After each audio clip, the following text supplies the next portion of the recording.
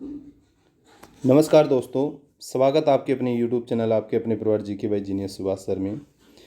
हमने हरियाणा और India GK की एक श्रृंखला शुरू कर रखी है। यानी हाल ही में एचएसएससी के द्वारा जो आपके एग्ज़ाम लिए जा रहे हैं और उन एग्ज़ामों के अंदर हरियाणा जीके और इंडिया जीके की जो आपकी क्वेश्चन रिपीट हो रही है, उन क्वेश्चनों के बारे में हम विस्तृत चर्चा कर रहे हैं। और उन क्वेश्चनों के साथ साथ और अन्य क्वेश्चनों के बारे में भी हम चर्चा कर रहे हैं, जिनकी नेक्स्ट जो आपके एग्ज़ाम होने हैं उन एग्ज़ाम में आने की बहुत ज़्यादा क्या है संभावनाएं हैं। आज से पहले आपकी कितनी क्लास 3 क्लास से आ चुकी है। आज जो आपकी रहेगी 4 नंबर क्लास रहेगी। इन क्लासों के प्रति आप सब बच्चों का बहुत बहुत अच्छा प्यार प्रेम हमें मिल रहा है, ठीक है भी। और आप सब बच्चों से रिक्वेस्ट है भी, इनकी मैं पीडीएफ बना के आपको पीडीएफ भी दे दूंगा। जितने भी जो आपके क्वेश्चन रिपीट हुए हैं ना, ये जिक्र उनकी पीडीएफ भी आपको हमारे Telegram channel GK by genius Subhash sir पर मिल जाएगी। तो वीडियो अगर आप सब बच्चों को अच्छी लगती है तो इसको शेयर किया करो, ठीक है भी। और चैनल को भी कोई नया बच्चा देख रहा है तो चैनल को भी सब्सक्राइब करने का काम करे, ठीक है भी। चलो आज की फर्स्ट क्वेश्चन के बारे में चर्चा करते हैं। भारत के राष्ट्रगान के बारे में निम्नलिखित कथनों पर विचार करें। जनगण मन रविंद्रनाथ टैगोर द्वारा मूल रूप से बांग्ला में रचित है। सही बात है, अभी मूल रूप से बांग्ला में रचित है। इसे पहली बार 27 दिसंबर 1911 को राष्ट्रीय कांग्रेस के बेलगांव अधिवेशन में गाया गया था। ये गलत है अभी, ठीक है। पहला आपका सही है, जबकि दूसरा क्या आपका गलत है। आप सब बच्चे जानते हैं इस चीज़ के बारे में। जनगण मन जो है वो किसने लिखा था? रविंद्रनाथ टैगोर ने लिखा था। बहुत बार क्वेश्चन पूछा जाता है, ठीक है भी। मूल रूप से किस भाषा के अंदर था? ये बांग्ला भाषा के अंदर था। किस भाषा में? बांग्ला भाषा, क्योंकि रविंद्रनाथ टैगोर जो थे ना वो बांग्ला भाषा के कवि थे, ठीक है भी। ये चीज़ आपको क्लियर होना चाहिए। इसे पहली बार जो गाया गया था ना वो 27 दिसंबर 1911 के अंदर है। आईएनसी इंडियन नेशनल कांग्रेस का कोलकाता के अंदर अधिवेशन हुआ था। कहाँ हुआ था? कोलकाता के अंदर अधिवेशन। उस कोलकाता अधिवेशन में 1911 के अंदर गाया गया था, ना कि बेलगांव के अंदर। तो पहली जो आपकी है वो क्या होगी? सही होगी। ये चीज़ आपको क्लियर होना चाहिए। यानी केवल कथन एक सही है, केवल कथन दो सही है, या कथन एक और दो दोनों सही है, या फिर कोई सही नहीं है। तो केवल कथन एक आपका क्या रहेगा? सही रहेगा। रविंद्रनाथ टैगोर ने है, आपको ध्यान होना चाहिए, 2 देशों का राष्ट्रीय गान लिखा भी। एक तो भारत का जैसे हम जिक्र करते हैं, और हमारा जो पड़ोसी देश है ना बांग्ला का जैसे जिक्र करते हैं। ओनार सोमार बांग्ला जो है वो राष्ट्रीय गीत भी, राष्ट्रीय गान भी किसने लिखा था? आपके रविंद्रनाथ टैगोर। रविंद्रनाथ टैगोर पहले भारतीय थे, आपको ध्यान होना चाहिए। पहले भारतीय और पहले एशियाई थे जिनको 1913 के अंदर क्या मिला था? नोबेल पुरस्कार मिला था साहित्य क्षेत्र में, ठीक है भी। इनकी जो पुस्तक आई थी, कौन सी पुस्तक थी? गीतांजलि थी। ये चीज़ भी आपको क्लियर होना चाहिए। और उन्होंने विश्व भारती की क्या की थी?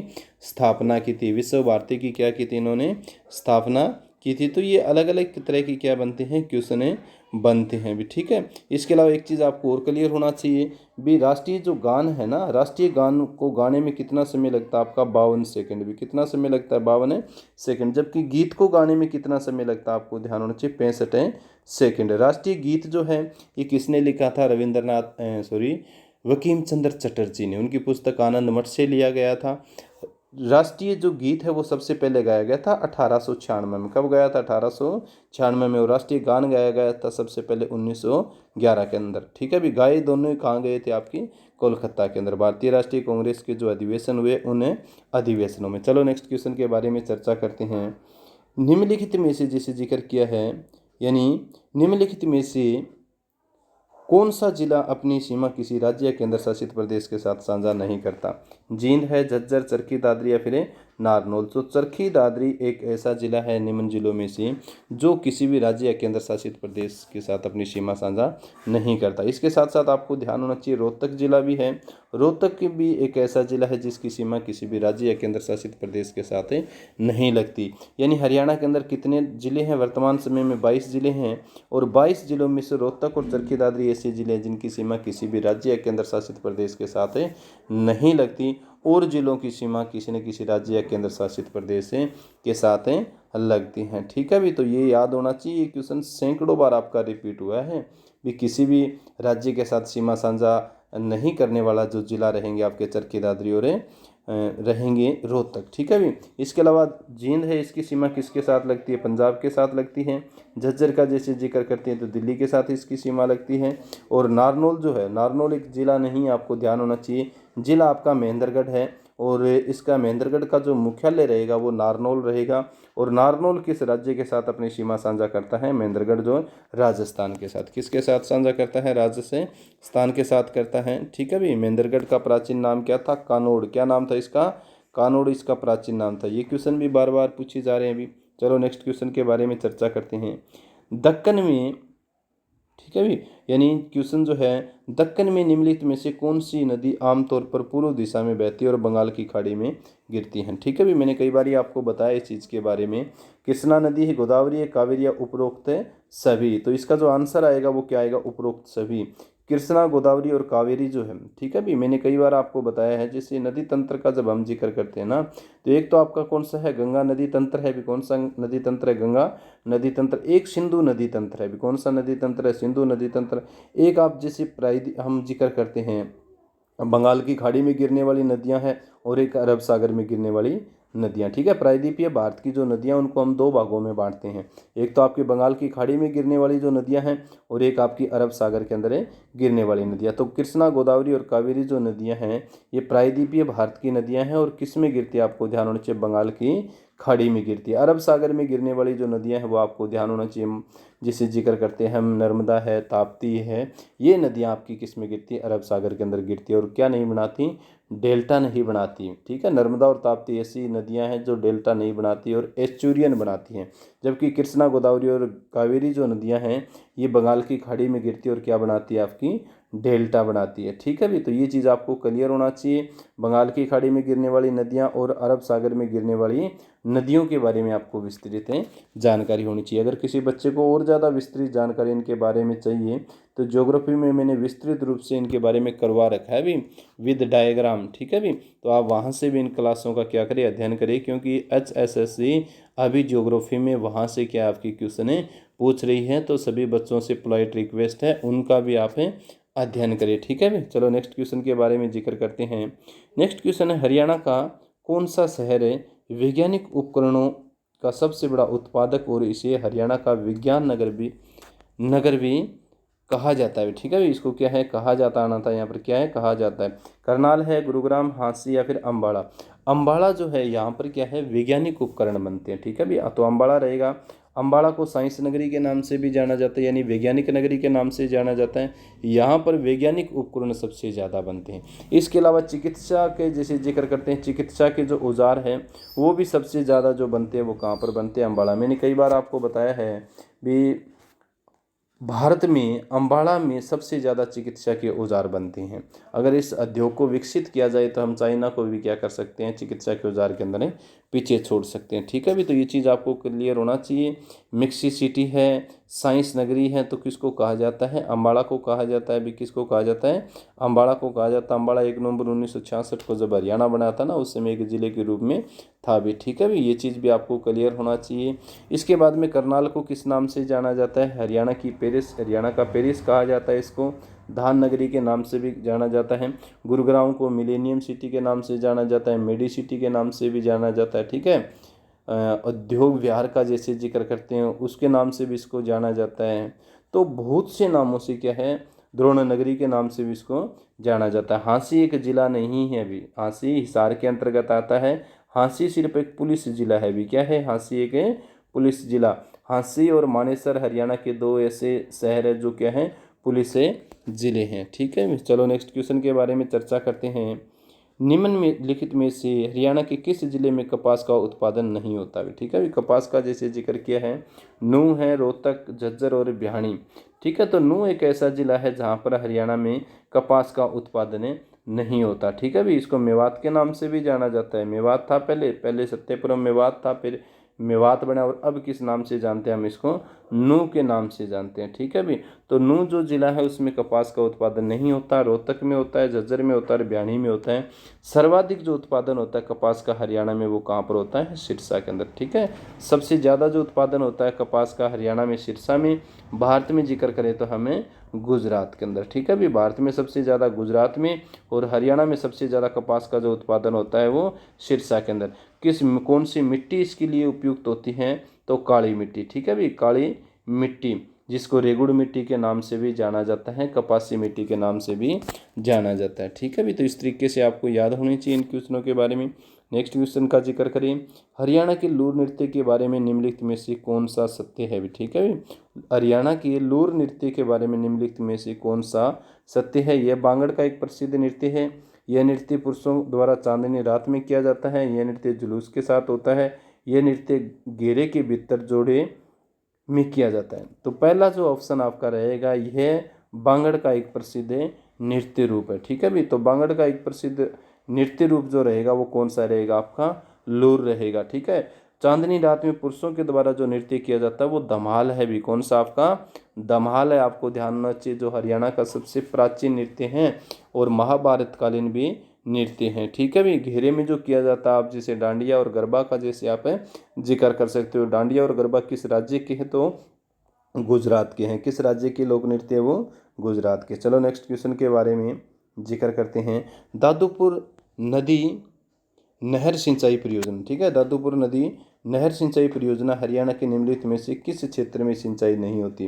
कुरुक्षेत्र में, अम्बाड़ा में, पंचकुला में या फिर यमुनानगर। ठीक है भी, तो आपको ध्यान होना चाहिए, पंचकुला जो जिला है उसमें दादूपुर नदी नहर सिंचाई परियोजना से क्या है, यहाँ पर सिंचाई नहीं होती। जबकि अम्बाड़ा है, कुरुक्षेत्र है, अम्बाड़ा और यमुनानगर में क्या होती है, सिंचाई। ठीक है भी, तो कुरुक्षेत्र, अम्बाड़ा, पंचकुला और यमुनानगर एक मंडल भी है। आपको ध्यान होना चाहिए कौन सा मंडल, ये अम्बाड़ा मंडल। तो अम्बाड़ा मंडल का पंचकुला जिला है, उस जिले में क्या नहीं होती, इससे सिंचाई नहीं होती भी। चलो नेक्स्ट क्वेश्चन के बारे में चर्चा करते हैं, भारत के पर्यावरण मंत्रालय द्वारा निम्नलिखित में से किसे पारिस्थितिकी संवेदनशील क्षेत्र के रूप में नामित नहीं किया है भी। ठीक है भी, भारत के पर्यावरण मंत्रालय का जैसे जिक्र किया, निम्नलिखित में से किसे पारिस्थितिकी संवेदनशील क्षेत्र के रूप में नामित नहीं किया गया है।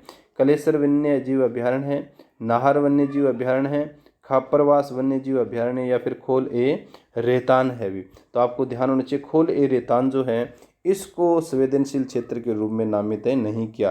कलेसर जो आपका यमुनानगर में इसको किया गया है, आपको ध्यान होना चाहिए। उसके बाद में नाहर जैसे है रेवाड़ी में जिक्र करते हैं, इसको भी किया गया। खापरवास जो आपका झज्जर में, इसको भी एक पारिस्थितिकी संवेदनशील क्षेत्र के रूप में नामित किया गया है। जबकि खोल ए रेतान जो पंचकुला जिले के अंतर्गत आता है, इसको संवेदनशील घोषित नहीं किया गया था। ठीक है भी, तो ये भी बहुत इंपॉर्टेंट आपका क्वेश्चन है भी। ठीक है, इनके ऊपर जो नियंत्रण जो रखता है ना, इनको संवेदनशील क्षेत्र घोषित करने का जो काम करता है, तो वो भारत के पर्यावरण मंत्रालय भी। ठीक है, भारत का पर्यावरण मंत्रालय। चलो नेक्स्ट क्वेश्चन के बारे में चर्चा करते हैं, राष्ट्रीय राजमार्ग दो हरियाणा के निम्नलिखित किस जिले से होकर गुजरती है। ठीक है भी, अब आप सब बच्चे जानते हैं, मैंने कई बार आपको बताया भी है भी, राष्ट्रीय राजमार्ग नंबर जो 1 और जो आपका 2 है ना, इसको अब क्या बना दिया, 44 से बना दिया। परंतु HSSC जो है ना, आज इसको क्या लेके चल रही है, 1 और 2 लेके चल रही है। HSSC आज ही, जिसको राष्ट्रीय राजमार्ग नंबर हम 10 बोलते थे, उसको 9 बना दिया। आज ही HSSC उसको क्या लेके चल रही है, 10 लेके चल रही है। अपडेट कर दिया है, जहाज रानी जो सड़क और जहाज रानी जो मंत्रालय भारत सरकार है उसने अपडेट कर दिया, परंतु HSSC ने उनको अपडेट नहीं किया है। ठीक है भी, तो ये चीज़ आपको क्लियर होना चाहिए। राष्ट्रीय राजमार्ग नंबर 2 जो हरियाणा के निम्नलिखित किस जिले से होकर गुजरता है, गुरुग्राम, पंचकुला, मेवात या फिर फरीदाबाद। तो फरीदाबाद से होकर गुजरता है। मैंने कई बार आपको बताया इस चीज़ के बारे में। राष्ट्रीय राजमार्ग नंबर जो पहले होता था ना, ये आपका यहाँ सोनार गांव कोलकाता से लेके ये जो जा रहा था आपका कहाँ पर है, पेशावर पाकिस्तान तक जब जाता था, जिसको किस नाम से जानता था, जीटी के नाम से, जीटी रोड के नाम से जाना जाता था। शेरशाह सूरी ने जो बनाया था ना, उसको फिर 2 भागों में बांट दिया था। कोलकाता से लेके एक तो आपका दिल्ली तक, इसको बोलते हम 2 नंबर। पहले किस नाम से बोलते थे, 2 नंबर। और दिल्ली से लेके अमृतसर बाघा बॉर्डर तक जो था, इसको बोलते थे 1 नंबर। ठीक है, अब इन दोनों को ज्वाइंट रूप से क्या बना दिया, 44 नंबर बना दिया। परंतु HSSC आज भी क्या मानती है, इसको 1 और 2 मानती है। ठीक है भी, 1 और 2, तो हमें 1 और 2 भी पढ़ना है और राष्ट्रीय राजमार्ग 44 भी हमें पढ़ना है। ठीक है भी, HSSC अपडेट हो ना हो, परंतु हमें तो क्या अपडेट रहना पड़ेगा भी, हमें अपडेट रहना पड़ेगा। इंपॉर्टेंट क्वेश्चन है, ऐसे क्वेश्चन बार बार आपसे पूछे जाते हैं भी। चलो नेक्स्ट क्वेश्चन के बारे में चर्चा करते हैं, निम्नलिखित में से कौन सी नदी हरियाणा से होकर नहीं बहती है भी। ठीक है, निम्नलिखित में से कौन सी नदी हरियाणा से होकर नहीं बहती है, घग्गर बहती है भी, घग्गर। साहिबी भी बहती है, आपको ध्यान होना चाहिए। महानदी महानदी नहीं बहती भी, दोहन नदी भी आपकी बहती है, ठीक है। साहिबी और ये दोहन दक्षिणी भारत में, दक्षिणी हरियाणा का जैसे जिक्र करते हैं ना, जबकि घग्गर आपकी पंचकुला का जिक्र करते उत्तरी हरियाणा में तो बहती है, परंतु महानदी जो आपकी ये नहीं बहती भी। महानदी किस राज्य में बहती है? आपकी उड़ीसा के अंदर, ठीक है। छत्तीसगढ़ का आप जिक्र कर सकते हो, CHG छत्तीसगढ़, और उड़ीसा के अंदर आपकी कौन सी नदी बहती है? महानदी बहती है, जिसके ऊपर कौन सा बांध आपका भारत का सबसे लंबा बांध है? हीराकुंड बांध। कौन सा बांध आपका? हीराकुंड बांध है, 26 किलोमीटर लंबा। कितने किलोमीटर लंबा? 26 किलोमीटर लंबा बांध है महानदी के किनारे, ठीक है भी। महानदी को उड़ीसा का क्या कहा जाता है? शोक कहा जाता है भी, उड़ीसा का शोक कहा जाता है। मैंने कई बार आप सब बच्चों को बताया इस चीज़ के बारे में, जैसे बहुत इंपॉर्टेंट है ये चीज़ आपको। बंगाल का शोक आपसे पूछिए तो बंगाल का शोक कहा जाता है दामोदर को। किसको कहा जाता है? दामोदर। बिहार को शोक कहा जाता है कोसी को। किसको कहा जाता है? कोसी को। और उड़ीसा का शोक कहा जाता है महानदी को, ठीक है भी। झारखंड का शोक कहा जाता है स्वर्ण रेखा नदी को। मध्य प्रदेश का शोक कहा जाता है आपकी नर्मदा को, ठीक है भी। ऐसे आपसे क्वेश्चन बनते हैं और आपको करने भी चाहिए इन क्वेश्चनों के बारे में, ठीक है भी। चलो नेक्स्ट क्वेश्चन का जिक्र करते हैं। समुद्रगुप्त, ये जो आपका है क्वेश्चन टाइप गलत हुआ है ये थोड़ा आपका। यहाँ पर क्या लिखोगे? समुद्रगुप्त, क्या लिखोगे? समुद्र गुप्त, ठीक है भी। समुद्र गुप्त काल, ठीक है, के सिक्के हरियाणा के किस स्थान पर पाए गए हैं? समुद्र गुप्त काल के जो सिक्के हैं हरियाणा के किस स्थान पर पाए गए हैं? तो ये सोनीपत है, मित्ताथल या भिवानी या फिर शुद्ध का जैसे जिक्र किया, ठीक है भी। तो ये क्वेश्चन थोड़ा गलत टाइप हुआ है भी, इस क्वेश्चन के बारे में भी थोड़ा सा आपको पढ़ना है। समुद्र गुप्त काल के सिक्के हैं भी, ये क्या है आपके? समुद्र हैं गुप्त काल के क्या है? सिक्के हैं। हरियाणा के किस स्थान से पाए गए हैं? सोनीपत है, मित्ताथल, भिवानी या फिर शुद्ध। तो मित्ताथल भिवानी से क्या है? समुद्र गुप्त काल के सिक्के प्राप्त हुए भी, ठीक है भी, बहुत इंपॉर्टेंट है। शुद्ध गांव जो आपका यमुनानगर के अंदर है, यहाँ पर हमें किसके बारे में जानकारी मिलती है? संगीत के बारे में। किसके बारे में जानकारी मिलती है हमें? संगीत के बारे में, ठीक है। तो समुद्र गुप्त काल के सिक्के हरियाणा में हमें मित्ताथल में मिले हैं, जबकि संगीत के बारे में जो जानकारी मिलती है शुद्ध गाँव कहाँ पड़े? यमुनानगर के अंदर। इसके अलावा संगीत के बारे में जो जानकारी हमें अग्रवा में भी मिलती है, 9वीं शताब्दी में यहाँ एक ईंट मिली है जिसके ऊपर संगीत के साथ अक्सर सारेगामा का वर्णन है, ठीक है भी, सारेगामा दिया हुआ। चलो नेक्स्ट क्वेश्चन के बारे में चर्चा करते हैं।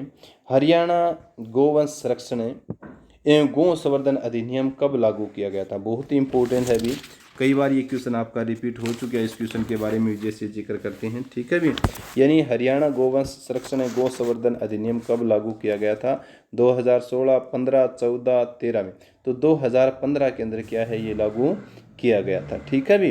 अब जो गोवंश है, गाय जो है, उसको नुकसान पहुंचाने पर हमें क्या है? जुर्माना भी हो सकता है और सज़ा भी होती है भी। क्या सज़ा का भी प्रावधान है? हरियाणा सरकार ने किया है, ठीक है भी। तो बहुत महत्वपूर्ण क्वेश्चन था ये भी आपका, कई बार रिपीट हो चुका है ये क्वेश्चन आपका। चलो नेक्स्ट क्वेश्चन के बारे में जिक्र करते हैं। ये बहुत ज़्यादा इंपॉर्टेंट है, बार बार एग्जाम के अंदर यहाँ से आपके क्वेश्चन पूछे जा रहे हैं। और लाला लाजपत राय के सामाजिक और राजनीतिक गतिविधियों का केंद्र कौन सा था भी, ठीक है। लाला लाजपत राय का सामाजिक और राजनीतिक गतिविधियों का केंद्र कौन सा था? लाला लाजपत राय से संबंधित तो क्वेश्चन किसी न किसी एग्जाम के अंदर पूछा ही जा रहा है। शायद ही कोई ऐसा एग्जाम बचा हो जिस एग्जाम के अंदर लाला लाजपत राय के बारे में नहीं पूछा गया, ठीक है भी। तो इनका जो सामाजिक और राजनीतिक गतिविधियों का जो संबंध था वो सोनीपत, पानीपत, कुरुक्षेत्र या फिर हिसार, तो हिसार से था भी, ठीक है। मैंने कई बार आपको बताया था भी हिसार से इनका संबंध था। राजनीतिक जो क्षेत्र था वो यहीं था, ठीक है। टेकड़ा का मोहल्ला जो मैंने कई बार आपको बताया ना, टेकड़ा का जो मोहल्ला है वहाँ से सबसे पहले क्या बने थे? पार्षद बने थे। क्या बने थे? पार्षद। इसीलिए राजनीतिक और सामाजिक धार्मिक जो क्षेत्र जो इनका था ना वो क्या था? हिसार था भी। क्या था? हिसार था। इंपॉर्टेंट है, याद होना चाहिए। लाला लाजपत राय से संबंधित इसको क्या कहा जाता है? पंजाब केसरी। किस नाम से जाना जाता है लाला लाजपत राय को? लाला लाजपत राय को जो कहा जाता है पंजाब केसरी के नाम से। किस केसरी के नाम से? पंजाब है केसरी के नाम से इसको जाना जाता है भी, बहुत इंपॉर्टेंट है पंजाब है केसरी। इनका जन्म हुआ था लाला लाजपत राय का पंजाब में। कहाँ जन्म हुआ था इनका? पंजाब के अंदर जन्म हुआ था, ठीक है भी। 1865 में। कब हुआ था? 1865। मैंने कई बार आपको बताया मोगा के अंदर इनका, मोगा एक जिला है पंजाब में, वहाँ पर इनका जन्म हुआ था। पंजाब केसरी के नाम से इनको जाना जाता है। और ख़ास करके 1907 में जब भारतीय राष्ट्रीय कांग्रेस का जब विभाजन हुआ था ना, गरम दल और नरम दल जब बने थे 1907 में, सूरत विभाजन इसको पढ़ते हैं, क्या पढ़ते हैं, सूरत विभाजन। तो उस समय गरम दल और नरम दल के जो नेता बने थे, तो ये लाला लाजपत राय गरम दल के नेता थे, ठीक है भी। इनको लाल, बाल और पाल के नाम से जाना जाता है, बहुत इंपॉर्टेंट है, पूछा गया है, लाल, बाल और पाल, ठीक है। लाल से मतलब क्या था आपका लाला लाजपत राय, बाल से बाल गंगाधर तिलक और पाल से मतलब विपिन चंद्र पाल। ये किस दल के नेता थे, गरम दल के नेता थे, ठीक है। ये चीज़ आपको क्लियर होना चाहिए, बहुत इम्पोर्टेंट है। और ख़ास करके 1928 के अंदर इन्होंने विरोध किया था साइमन कमीशन का। किसका विरोध किया था इन्होंने, साइमन कमीशन का विरोध किया था। और साइमन कमीशन का विरोध करते हुए इनके ऊपर लाठियां भांजी गई थी अंग्रेजी सरकार द्वारा, ब्रिटिश हुकूमत के द्वारा। और उन्होंने कहा भी था, अंग्रेज़ों को भी कहा, उन्होंने उस समय कहा था भी मेरे शरीर पर लगी एक एक लाठी ब्रिटिश सरकार के ताबूत में एक एक कील का काम करेगी, ठीक है भी। और आपको ध्यान होना चाहिए, भगत सिंह, चंद्रशेखर आज़ाद और राजगुरु सुखदेव ने लाला लाजपत राय जी पर जानलेवा जो हमला किया गया लाठीचार्ज की, उसी का ही बदला लेने के लिए इन देशभक्तों ने अपने प्रिय नेता की हत्या के ठीक एक महीने बाद 17 दिसंबर 1928 को ब्रिटिश अफसर सैंडर्स को गोली से उड़ा दिया था, ठीक है भी। सैंडर्स की हत्या के मामले में राजगुरु सुखदेव और भगत सिंह को फिर क्या है, फांसी की सजा हुई थी। तो ये चीज़ आपको पढ़ना है, इस चीज़ के बारे में लाला लाजपत राय से संबंधित। अब एक और भी क्वेश्चन आता है जैसे लाला लाजपत राय की, तो राजनीतिक और कर्म भूमि तो हम पढ़ते हैं, हिसार को है। तो हिसार में आर्य समाज की शाखा लेके आए थे, सबसे पहले क्वेश्चन कई बार पूछा गया है 1886 के अंदर। कब लेके आए थे, हिसार में आर्य समाज की जो शाखा लेके आए ना 1886 में, कौन, लाला लाजपत राय लेके आए थे। और आर्य समाज की स्थापना हुई थी सबसे पहले, आपको ध्यान होना चाहिए, 1875 में दयानंद सरस्वती जी ने की थी, ठीक है। इन्होंने हिसार में क्या है 11 साल तक वकालत की थी। मैंने कई बार आपको बताया, डोगरा के मोहल्ले में आज भी इनका मेरे साथ पुश्तैनी मकान है, और यहीं पर इनकी क्या हुई थी, शादी हुई थी, ठीक है भी। और हिसार को HAU का जैसे जिक्र करते हैं ना, हरियाणा एग्रीकल्चर यूनिवर्सिटी, इसी में लाला लाजपत राय, ठीक है भी, पशु चिकित्सालय एवं पशु विज्ञान विश्वविद्यालय भी स्थापित किया गया 1 दिसंबर 2010 को। इन्होंने PNB बैंक की भी क्या की थी, स्थापना की थी 1894 में। PNB बैंक जो पुराना बैंक है ना आपका, पंजाब नेशनल बैंक है, उसकी स्थापना करने का श्रेय भी किसको जाता है, लाला लाजपत राय को, ठीक है भी। बहुत इंपॉर्टेंट है, तो ये चीज़ आपको क्लियर होना चाहिए। इनकी एक पुस्तक पूछी जाती है सबसे ज़्यादा भी, unhappy India and young India भी, ठीक है। Unhappy India and young India Lala Lajpat Rai की क्या है, ये 2 पुस्तकें हैं भी, बहुत इंपॉर्टेंट है। Unhappy India and young India Lala Lajpat Rai की पुस्तकें हैं, बहुत इंपॉर्टेंट। यंग इंडिया जो है ना, अब देखो कई बार कंफ्यूज हो जाते हैं बच्चे इस चीज़ के बारे में। यंग इंडिया जो था ना, यंग इंडिया समाचार पत्र जो था वो महात्मा गांधी का था। पुस्तक अगर जिक्र करोगे तो वो लाला लाजपत राय की थी। ये चीज़ आपको क्लियर होना चाहिए। लाला लाजपत राय की आत्मकथा के बारे में भी आपको ध्यान होना चाहिए। The story of my life, क्या है, the story of my life भी, ठीक है भी। माई लाइफ यह किसकी आत्मकथा है, ये लाला लाजपत राय की आत्मकथा है। तो ये सी क्वेश्चन देखो, लाला लाजपत राय को तो आपको विस्तृत रूप से क्या है, पढ़ना है भी, ठीक है। क्योंकि यहाँ से इनसे संबंधित तो क्वेश्चन कोई ना कोई क्वेश्चन तो आपकी रिपीट ही हो रहे। तो आज की क्लास में इतना ही भाई। क्लास कैसी लगी आप मेरे को कमेंट करके ज़रूर बताएं। क्लास अगर आपको अच्छी लगती है तो क्लास को ज़्यादा से ज़्यादा बच्चों के साथ शेयर किया करो, ठीक है भी।